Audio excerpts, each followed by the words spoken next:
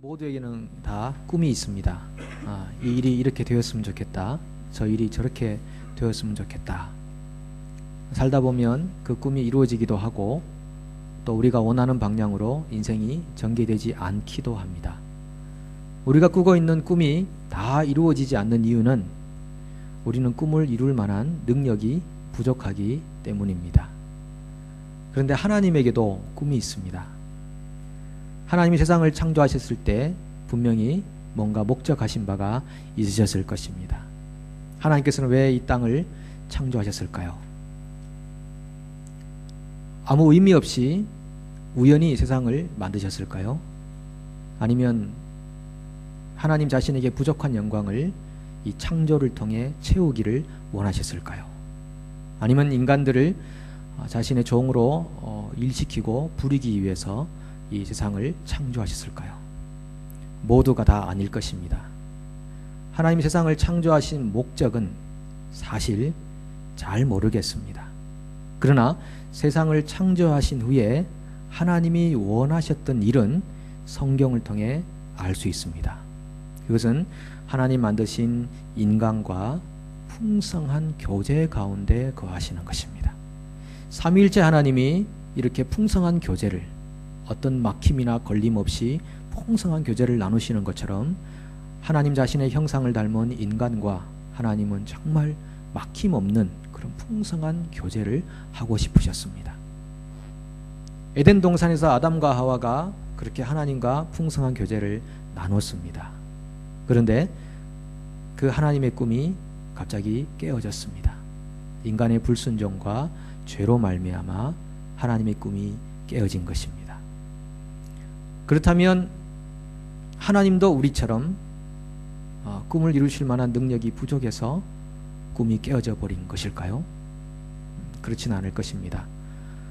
하나님은 능력이 있으신데 꿈을 깨어지지 않게 하는 능력이 아니라 깨어진 꿈을 다시 재결합시켜서 더욱 단단하게 만드시는 능력을 가지고 있습니다. 꿈이 깨어지지 않는 능력이라고 말한다면 인간은 그냥 하나의 하나님에 의해 조종되는 기계적 수단으로 전락하고 마는 것입니다. 인간에겐 자유가 있기 때문에 그 의지를 사용해서 분명 하나님이 목적하신 바를 흐트려 놓을 수도 있는 것입니다.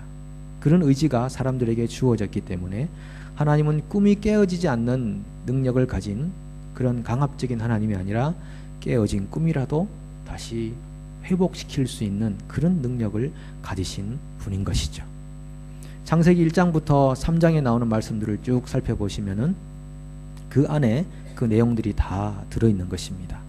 하나님이 꿈을 꾸시고 세상을 만드신 후에 꿈을 꾸셨고, 그런데 인간이 그 꿈을 깨어버렸고, 하나님은 어떻게 해서 다시 그 꿈을 완성해 가시는지에 대한 밑그림이 이 1장부터 3장까지에 잘 나와 있는 것입니다.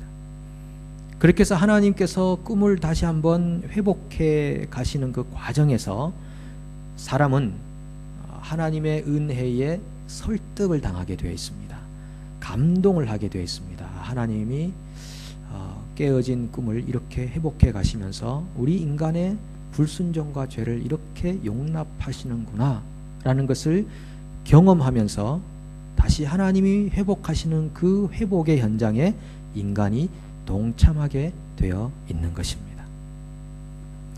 그것을 한마디로 선교라고 할 수 있습니다. 하나님의 꿈이 회복되는 것, 그것을 선교라고 말할 수 있는 겁니다. 그 하나님의 꿈은 처음에 말씀드렸던 것처럼 인간과의 무한한 교제, 아무런 걸림이나 막힘이 없는 풍성한 교제를 나누고 싶으신 것, 그것이 하나님의 꿈이며 그것을 이루어가는 것이 선교며, 하나님이 그 일을 직접 행하고 계시고 사람도 그 일에 동참할 때 우리가 선교에 동참한다라고 할 수 있는 것입니다. 작년 창립기념 체육대회 때 있었던 일입니다. 11월경이죠. 그때가 되면 우리가 목장마다 음식을 준비해서 음식 준비하고 점심을 같이 먹고 그리고 함께 운동을 합니다. 우리 교역자들도 음식을 준비해서 가는데 이제 비빔밥을 하자 이렇게 해서 각자가 조금씩 준비해 갑니다. 그러니까 아침에 따끈따끈한 밥을 지어서 이제 준비된 음식을 차에다가 실어야 되는데 차에 실는 과정에서 그 뜨거운 밥을 들고 문을 열다가 깜짝 놀랐네요. 예. 지금도 떨리는 가슴인 것 같습니다. 이게 지금도 밥이 그냥 떨어져 버렸습니다. 바닥에. 그래서 밥이 쏟아진 거죠. 그래서 본능적인 순발력으로 이 밥을 밥통에다 끌어 담았습니다. 근데 물론 이 바닥에 붙은 밥은 들어가지는 않았을 겁니다. 혹 한두 알이 들어갈지 몰라도 대부분의 밥알은 바닥에 붙어 있고 나머지는 다 이렇게 모아서 순식간에 다 모아 놓은 겁니다. 집안에 있는 한 존재를 의식하는 그런 마음이 많았겠죠. 근데 갑자기 아들이 그 순간을 목격했습니다. 아들도 그분을 의식해서인지 떨어진 밥알을 막 줍기 시작했습니다. 굉장히 빠른 속도로 그걸 싹 다 치우기 시작했습니다. 그래서 우리 남자 둘 사이에는 암묵적인 결의가 생긴 것입니다. 이 일은 없었던 일이다 라는 그런 결의가 생기고 말도 하지 않고 눈빛으로 서로 알고 모든 것을 정상화 시켜 놨었습니다. 그리고 모든 짐을 실어서 이제 운동회 하는 장소로 가던 중이었습니다. 제 마음에 두 가지 마음이 생겼습니다. 야, 이게 모든 게 완전 범죄다 라고 생각을 하고 즐거운 마음으로 콧노래를 부르며 갈까라는 마음과 한 가지 딱 걸리는 게 하나 있었습니다. 그게 뭐냐 하면 아들입니다. 아들이 아빠가 엄마에게 뭔가를 굉장히 감추면서 저렇게 당당하게 살아가는 그 모습을 자연스럽게 생각하고 자기도 그렇게 해야 되겠다라고 결심할까봐 이래서는 안 되겠다라는 생각이 이제 갈등이 생기기 시작하는 겁니다. 말하지 않으면 즐거운 마음으로 다 갈 수 있는데 혹 말하면 또 기분이 상해서 운동회장으로 가지 않을까라는 그런 염려 때문에 고민을 하다가 제가 입을 열었습니다. 사실은 밥이 현관 입구에 떨어져서 얼른 내가 주워 담고 주워 담긴 밥이 지금 밥통 안에 있다 라고 얘기를 했습니다. 그런데 의외로 아무런 반응이 없었습니다. 제가 생각할 때는 우리만 먹을 밥이 아니기 때문에 그렇지 않았나 생각이 드는데 아무런 반응 없이 아주 평화로운 그 상황 안에서 이제 다시 차를 몰고 가는데 제가 백미러로 아들의 눈치를 봤더니 처음에 제가 입을 딱 열 때 저 말을 왜 할까라는 그런 그 두려움과 근심에 쌓인 눈으로 저를 쳐다봤지만 모든 것이 정상화되고 난 다음에 아마 아들이 생각했을 것 같습니다. 이런 순간에는 이야기를 해줘야 되는구나. 굳이 뭐 그걸 감추거나 숨길 일이 아니구나 라는 것을 한순간 경험했지 않았을까 생각합니다. 만약에 제가 그것을 감추고 있었다면 지금까지도 제 마음에 약간의 짐이 되지 않을까 싶습니다. 뭔가 부자연스럽고 뭔가 막혀있고 걸림이 되는 이 아내와의 관계 혹은 아들과의 관계에서 그렇지 않을까 생각하는데 그때 말을 함으로써 그 부분에 대해서는 전혀 막힘이나 걸림이 없이 대화하고 화평한 관계를 누릴 수 있다는 것, 그것을 보면서 하나님과 우리 인간과의 관계도 그런 막힘이나 걸림이 없는 관계가 되기를 원하신다는 것, 그것을 다시 한번 생각해 보는 것입니다. 하나님이 우리 인간들을 창조하신 후에 정말 하고 싶으셨던 것은 걸림없는 관계입니다. 우리가 뭔가 하나님에게 숨기거나 뭔가를 감추거나 그리고 포장을 해서 하나님 모르시겠지라고 생각하며 살아가는 삶의 요소가 있다면 그것은 하나님과 우리의 풍성한 관계를 저해하고 장애하는 그런 요소가 되는 것이죠. 그래서 오늘 우리가 주님께 나아갈 때 나의 있는 모습 그대로를 주님께 올려드릴 필요가 있습니다. 내가 이러이러한 사람입니다. 내 자신을 하나님 더 잘 이해할 수 있도록 깨달을 수 있도록 도와주십시오. 그런 관계 속에 나아갈 때 하나님께서 원래 계획하신 꿈이 우리 가운데도 이루어지고 그것이 우리가 동참하는 선교적 삶이라는 것입니다. 저는 그래서 선교적 삶에 대한 이야기를 몇 주간에 걸쳐서 좀 여러분들과 나누려고 합니다. 우리 교회의 비전 가운데 하나가 실제적인 선교 공동체라는 것인데, 과연 이것이 그냥 일만 하는 것을 실제적인 선교 공동체라고 할 수 있을 것인가? 그렇지 않을 것이라는 거죠. 내가 하나님과의 관계 안에서 막힘과 걸림이 없는 자유롭고 평화로운 관계를 형성하는 것 그 자체가 하나님의 선교에 동참하는 출발점이며 모든 것임을 우리가 이해할 필요가 있는 것입니다. 자칫 잘못하면요, 이미지 메이킹을 위해서 선교를 비즈니스화 할 수 있습니다. 나는 이런 일을 하고 있다, 우리 교회는 저런 일을 하고 있다 라는 것을 사람들에게 보임으로써 이미지를 부상시키려고 하는 그런 오류에 빠질 수 있다는 겁니다. 직접 내가 선교를 하거나 아니면 선교해야 된다고 사람들에게 강조함으로써 자신은 하나님에게 헌신되어 있다는 것을 넌지시 보이려고 하는 의도를 가질 수 있습니다. 그렇게 해서 다른 사람들과 차별화를 시도하는 것입니다. 나는 너와 다르다라는 그런 강력한 무기로서 선교라는 이야기를 하는 것입니다. 그리고 선교에 대해서 얘기하지 않는 사람을 저급한 신앙을 가진 사람으로 스스로 그렇게 자기를 구별해내는 그런 목적으로 선교를 사용할 가능성이 다분히 많습니다. 여러분은 어떻게 선교를 말하며 선교에 동참하며 살아오셨습니까? 이건 정말 눈 가리고 아웅하는 식의 신앙의 자세입니다. 그렇게 함으로써 남도 속이고 자기도 속는 것입니다. 나는 선교를 말하고 있지, 나는 선교를 해야 된다고 사람들에게 말하고 있지, 그것으로 자기를 포장해 놓고 있는 것입니다. 자기도 거기에 속는 것입니다. 실제적으로 선교적인 삶은 살지 않는데 그렇게 말하는 자신을 굉장히 부상시켜 놓고 있는 겁니다.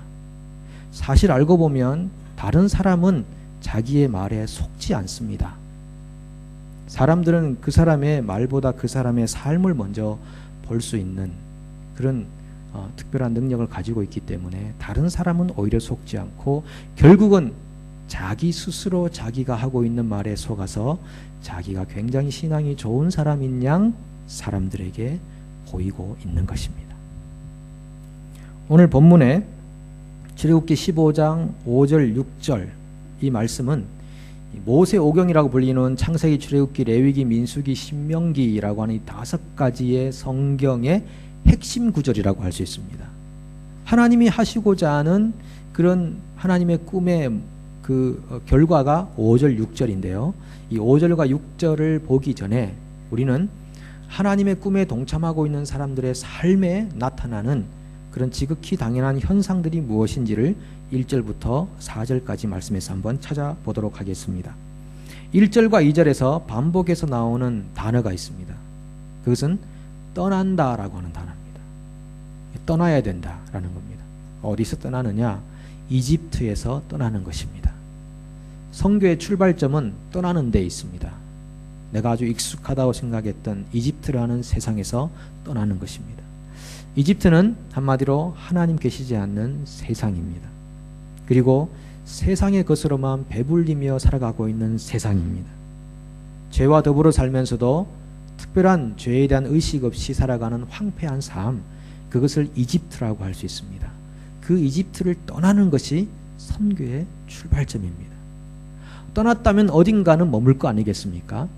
이 장막을 친다. 그 이후에 말씀 1, 2절 이제 보시면은 장막을 친다라고 하는데 이스라엘 백성들이 이집트를 떠나서 광야로 나온 다음에 시내 광야에 장막을 쳤습니다. 떠나고 장막 치는 것이 선교의 출발인 것입니다. 우리가 어디에 장막을 쳐야 되는 것입니까? 시내 광야는 하나님의 말씀이 들려오는 곳입니다. 하나님의 말씀으로 배불릴 수 있는 곳입니다. 그곳에 이스라엘은 장막을 쳤습니다. 여러분들은 얼마나 하나님 말씀을 듣는 일에 헌신하고 계십니까? 듣지 않고서는 어떤 일도 할 수 없습니다. 만약 듣지 않고 한다면 내 일을 하는 것입니다. 하나님의 꿈에 동참하는 것이 아니라 내 꿈을 이루고 있는 것입니다. 어떤 형태로든 하나님의 진리의 말씀을 들어야 됩니다. 설교를 통해 들으시든 아니면 묵상하는 시간을 통해 경건의 시간을 통해 들으시든 누구의 강의를 통해 들으시든 어떤 형태로든 하나님 말씀을 듣는데 여러분의 장막을 치십시오. 요즘 얼마나 좋은 시대입니까? 이 SNS의 시대. 남의 간증을 통해 들으시든 어떤 형태든 주의 말씀을 듣는 일에 여러분의 장막을 치십시오. 그렇게 해서 우리가 떠나고 장막을 치는 그것을 통해 선교적 삶의 출발은 이루어지게 되는 것입니다. 그렇게 출발한 사람들의 삶에 나타나야 할 또 다른 중요한 요소가 있는데 그것은 4절인데요. 내가 애굽 사람에게 어떻게 행하였음과 내가 어떻게 독수리 날개로 너희를 업어 내게로 인도하였음을 너희가 보았느니라. 모세가 이스라엘 백성들에게 하는 말입니다. 하나님이 이집트 사람에게 어떻게 행했는지 보지 않았느냐? 하나님께서 너희를 어떻게 독수리 날개로 업어서 홍해를 건너게 하신 것을 너희가 보지 않았느냐? 선교적 삶에 동참하는 사람들의 삶에 나타나는 현상은 하나님을 경험하는 삶입니다. 하나님은 실제 하시고 오늘도 활동하시고 역사하는 분 아니십니까? 우리가 하나님의 이름을 증거하고 예수 이름을 증거한다고 하는 우리가 하나님을 경험하지 못하고 증거한다는 것은 굉장히 위험한 일이 될 수 있습니다. 우리에게 분명히 나타나야 될 그런 영적인 삶의 결과와 열매는 하나님을 경험하는 것입니다. 기도를 통해 경험할 수 있습니다. 하나님께서 내 기도를 이렇게 들으셨구나. 내가 미처 생각하지 못한 부분까지도 하나님이 이렇게 준비해 놓으시고 예비해 놓으셨구나. 또 말씀을 서로 나누는 가운데 상대방의 입술에서 흘러나오는 그 말씀을 통해 간접적으로 하나님을 경험하는 것입니다. 아, 저 사람에겐 하나님이 저렇게 응답하시고 역사하셨구나. 그리고 자녀들의 삶 안에서 내가 거하고 있는 직업의 그 현장 안에서 어떤 삶의 현장 안에서든 하나님이 하시고 계신 놀라운 일들을 경험해야 하는 것입니다. 하나님을 경험할 때 내 영혼이 반응하게 되어 있고 감동하게 되어 있고 주님의 진리 안으로 인도함을 받게 되어 있는 것입니다. 그렇게 하나님을 경험한 사람들, 그 사람들이 바로 선교적 삶에 동참하는 사람들이죠. 모세가 죽기 전에 남긴 긴 설교문이 신명기 아닙니까? 그 신명기에서 모세가 이렇게 얘기합니다. 32장 11절과 12절입니다. 같이 한번 읽어보겠습니다. 마치 독수리가 자기의 보금자리를 어지럽게 하며 자기의 새끼 위에 너풀거리며 그의 날개를 펴서 새끼를 받으며 그의 날개 위에 그것을 엎는 것 같이 여호와께서 홀로 그를 인도하셨고 그와 함께한 다른 신이 없었도다. 초반에 보시면은 독수리가 자기 보금자리를 어지럽게 하며 라는 말이 나옵니다. 독수리가 왜 자기의 보금자리를 휘젓는 겁니까? 어지럽게 한다는 것은 휘젓는다는 말입니다. 왜 휘젓는 겁니까? 휘저어서 그 보금자리에서 떨어지는 자기 새끼를 날개로 업어서 다른 지역으로 옮겨간다는 그런 의미인 것입니다. 하나님은 우리 삶 속에 들어오셔서 우리를 휘저으십니다. 잔잔하고 고요했던 우리의 일상의 삶을 휘저어 놓으시는 겁니다. 하나님 왜 그러십니까? 제 삶에 들어와서 왜 이런 일을 행하십니까? 이렇게 우리는 질문할 수 있습니다. 하나님이 그렇게 우리의 삶을 한번 휘저으시는 이유는 우리가 어찌할 수 없어 떨어질 때 하나님의 날개로 우리를 업어주시기 위해서, 그리고 하나님이 어떤 분이신지를 경험하게 하기 위해서 우리 삶 속에 때로 혼란과 어지러움을 가져다 주실 수도 있는 것입니다. 그렇게 해서 하나님의 날개를 경험한 사람들은 견고하게 하나님을 신뢰하는 사람이 될 수 있는 것입니다. 그리고 그 이후로 이어지는 삶은 그 하나님과의 지속적인 교제와 평안한 관계를 유지해 가는 것입니다. 그것을 위해서 하나님은 이스라엘에게 그렇게 하셨고 오늘 우리들의 삶 안에도 그렇게 역사하시는 것입니다. 자, 그런 준비 과정을 통해 우리가 살아야 하는 선교의 삶이 실제적으로 5절에 잘 나와 있습니다. 우리 5절을 한번 함께 읽어보겠습니다. 세계가 다 내게 속하였나니 너희가 내 말을 잘 듣고 내 언약을 지키면 너희는 모든 민족 중에서 내 소유가 되겠고. 실제적인 삶은 과연 뭐냐? 그것은 하나님의 말씀을 잘 듣고 언약을 지키면 이라는 것입니다. 하나님 말씀에 순종하고 그 말씀대로 살면 이라는 것입니다. 아니 이것 없이 무슨 선교를 하겠다는 겁니까? 내가 하나님 말씀에 순종하지도 않고 하나님의 언약대로 살지도 않으면서 무슨 선교를 외친다고 그 사람의 삶이 선교적이라고 할 수 있는 것입니까? 하나님은 그렇게 선교하라고 하신 적이 한 번도 없으십니다. 저는 가끔 경험하면서 마음에 아픔이 생기는 겁니다. 실제로 하나님 말씀에 순종은 안 해요. 그렇게 주님 말씀대로 살려고 하는 몸부림은 없어요. 그러나 자기는 선교를 외치고 다니는 겁니다. 우리 교회는 왜 선교를 안 하냐고 소리를 치는 겁니다. 아니 정작 자신의 삶이 하나님의 말씀대로 살려고 하는 몸부림이 있어야 그것을 선교라고 할 수 있는데 그렇지 않고 외형적으로만 보이는 선교를 지향했던 우리의 과거가 우리의 마음을 아프게 한다는 것입니다. 오늘 하나님께서 우리에게 명령하고 있는 선교적 실제는 하나님 말씀대로 사는 것입니다. 그럴 때 진정한 하나님의 꿈이 우리의 삶 안에서 우리가 살고 있는 이 땅 가운데서 이루어지는 것입니다. 그 일에 우리를 동참하라고 부르신 것입니다. 집에서 새는 바가지 밖에서도 샌다. 들에서도 샌다. 그런 말이 있지 않습니까? 내가 지금 새고 있는데 밖에서 뭘 하겠다는 거냐는 거죠. 죄송하지만 우리 기독교가 개독교가 되는 이유가 거기에 있는 것입니다. 내부적 삶은 없는데 외부적으로 화려하게 보인 것입니다. 화려한 쌍들리아를 그냥 걸어놓은 것입니다. 내부적으로 살아야 할 진리와 공의와 정직한 삶을 버려버리고 사람들에게 보이는 일에 치중했고 그렇게 서로가 경쟁했고 개인과 개인이 경쟁했고 교회와 교회가 경쟁을 해서 결국은 기독교의 이름이 바뀌어버린 것입니다. 삶의 현장에서 세금 포탈하고 남에게 사기치고 거짓말하고 도덕지수가 낮고 욕심 많고 남 위에 올라서려고 하고 머리 되는 거 좋아하고 이기적으로 살면서 선교사로 살겠다고 했던 그 과거가 얼마나 부끄러운 우리의 신앙의 과거냐는 것입니다. 오늘 우리가 회복하고 돌아보아야 할 삶의 현장에 서 있고 하나님은 그 길로 우리를 초대하고 부르시고 계십니다. 그러면서 선교사로 가겠다고 자원하거나 선교사를 후원하는 것을 자랑스럽게 생각했던 기독교의 저급한 수준이 결국 오늘 우리를 세상으로부터 비난을 받는 자리에 있게 하는 것입니다. 하나님은 우리를 세상으로 파송하신 것은 하나님 말씀대로 사는 것을 보여주라고 파송하셨지 하나님을 단순히 그 이름을 전하라고 파송한 것은 아니라는 것이죠. 얼마 전에 SBS에서 종영했다고 하는 따뜻한 말 한마디라는 드라마가 있습니다. 여러분 혹시 보신 적 있으십니까? 저도 보지는 못했는데 명대사가 있다고 그래서 한 3, 4분간 유튜브에 올려놓은 영상을 봤는데 이런 대사입니다.